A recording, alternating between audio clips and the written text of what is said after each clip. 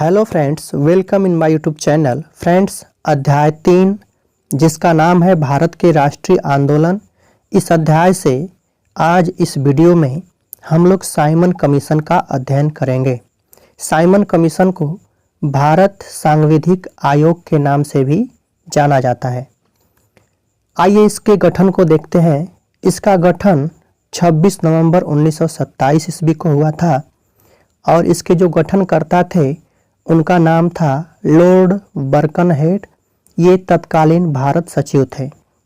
Simon commission के अध्यक्ष थे सर जॉन साइमन और sir John Simon Simon commission के अध्यक्ष थे, इसीलिए इस कमीशन को साइमन कमीशन कहा गया। आइए देखते हैं कि इस कमीशन में कुल कितने सदस्य थे। तो फ्रेंड्स, इस कमीशन में कुल 7 सदस्य थे। आइए सभी का नाम देख लेते हैं। सर जॉन साइमन जो कि इसके अध्यक्ष थे, Clement Attlee, George Lane Fox, Donald Howard, Edward Cadogan, Vernon Hartshorn, Harry Levy Lawson. ये 7 सदस्य थे इस कमीशन के। अब आइए हम लोग देखते हैं कि साइमन कमीशन का भारत में आगमन कब हुआ था। तो फ्रेंड्स, साइमन कमीशन 3 फरवरी 1928 ईस्वी को भारत में आया था। अब आइए हम लोग साइमन कमीशन का उद्देश्य देख लेते हैं। तो फ्रेंड्स, 1919 ईस्वी में भारत शासन अधिनियम, जिसको मोंटेग्यू चेम्सफोर्ड अधिनियम कहा जाता है, इस अधिनियम द्वारा किए गए सुधारों की समीक्षा करना।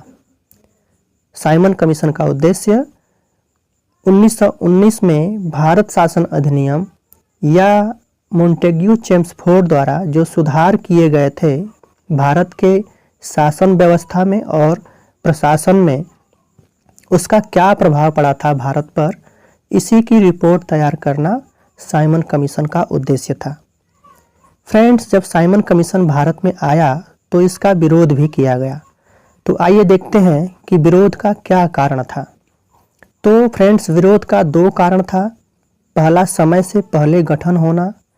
इसका गठन समय से पहले हो गया था। जब 1919 ईस्वी में भारत शासन अधिनियम या मोंटेग्यू चेम्सफोर्ड अधिनियम पास किया गया था, तो उस समय कहा गया था कि 10 वर्ष के बाद एक आयोग का गठन किया जाएगा और वह आयोग भारत जाएगा और समीक्षा करेगा कि भारत शासन अधिनियम 1919 के द्वारा भारत में जो सुधार किया गया है उसकी शासन व्यवस्था और प्रशासन में, तो उसका क्या प्रभाव पड़ा है, उसकी क्या स्थिति है।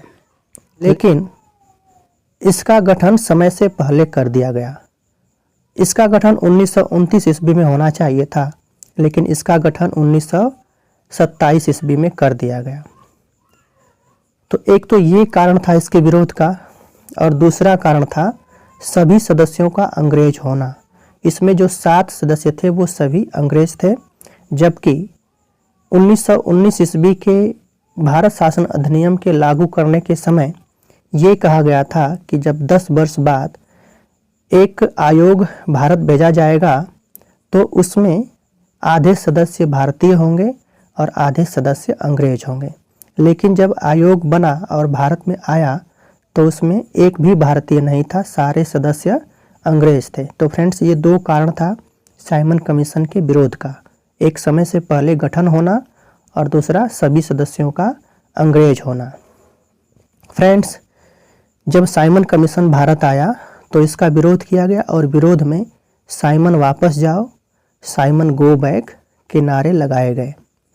साइमन कमीशन का विरोध कर रहे प्रदर्शनकारियों पर ब्रिटिश पुलिस ने क्रूरता से लाठियां बरसाई। फ्रेंड्स, भारत में इसका ज़बरदस्त विरोध हो रहा था, तो विरोध करने वाले जो प्रदर्शनकारी थे उन पर ब्रिटिश पुलिस ने लाठीचार्ज किया। लाहौर में ऐसे ही एक प्रदर्शन के दौरान पुलिस के लाठी से लाला लाजपत राय 30 अक्टूबर 1928 ईस्वी को घायल हो गए और दिसंबर 1928 ईस्वी में उनकी मृत्यु हो गई। फ्रेंड्स, 30 अक्टूबर 1928 ईस्वी को लाला लाजपत राय लाठीचार्ज में घायल हुए और दिसंबर 1928 ईस्वी में उनकी मृत्यु हो गई। वहीं लाहौर जेल में जतिन दास, ये एक क्रांतिकारी थे।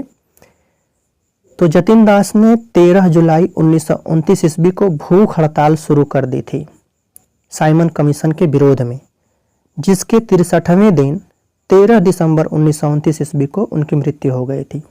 फ्रेंड्स, 63 दिन जतिन दास भूख हड़ताल किए, लेकिन जो ब्रिटिश सरकार थी भारत में, उसने कोई सुध नहीं ली और अंततः 13 दिसंबर 1929 ईस्वी को जतिन दास की मृत्यु हो गई। तो इस घटना को लाहौर जेल षड्यंत्र के नाम से जाना जाता है। अंग्रेज उनकी जो भूख हड़ताल थी उसकी कोई परवाह नहीं किए और उनको मरने दिए, तो इसीलिए इस घटना को लाहौर जेल षड्यंत्र के नाम से जाना जाता है। भगत सिंह के नेतृत्व में पंजाब के क्रांतिकारियों ने 17 दिसंबर 1928 ईस्वी को लाहौर के तत्कालीन सहायक पुलिस कप्तान सैंडर्स को गोली मार दी और लाला लाजपत राय की मृत्यु का बदला लिया। फ्रेंड्स, लाठीचार्ज में लाला लाजपत राय की मृत्यु हो गई थी।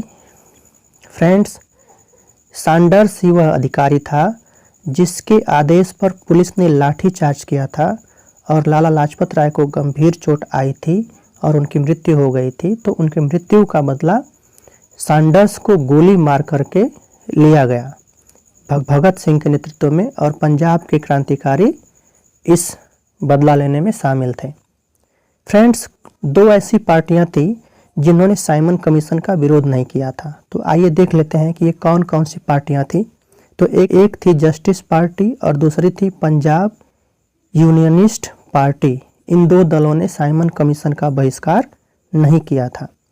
अब आइए देखते हैं कि साइमन कमीशन की वापसी कब हुई थी। तो मार्च 1928 ईस्वी में साइमन कमीशन भारत से वापस चला गया।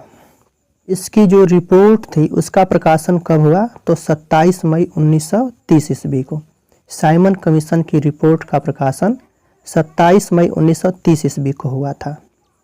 अब हम लोग साइमन कमीशन की सिफारिशों को देखेंगे। तो आइए देखते हैं।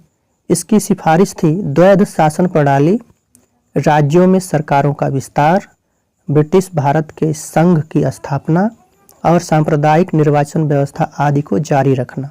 ये इसकी सिफारिशें थीं।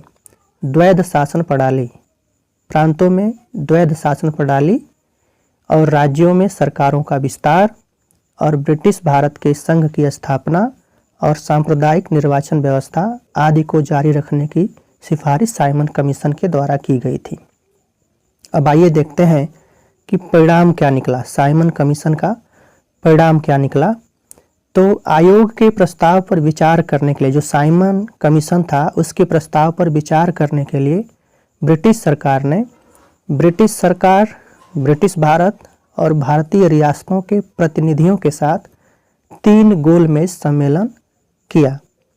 इन सम्मेलनों में जो चर्चा हुई उस चर्चा के आधार पर संवैधानिक सुधारों पर एक श्वेत पत्र तैयार किया गया, जिसे विचार के लिए ब्रिटिश संसद की प्रवर समिति के समक्ष रखा गया और इस समिति की सिफारिशों को कुछ संशोधन के साथ भारत परिषद अधिनियम 1935 में शामिल कर दिया गया। तो फ्रेंड्स, ये था साइमन कमीशन के बारे में वीडियो। उम्मीद करते हैं कि आप लोगों को अच्छा लगा होगा। वीडियो को लाइक कीजिए, शेयर कीजिए और चैनल को सब्सक्राइब करके बेल आइकन को प्रेस कर लीजिए। मिलते हैं अगले वीडियो में। धन्यवाद।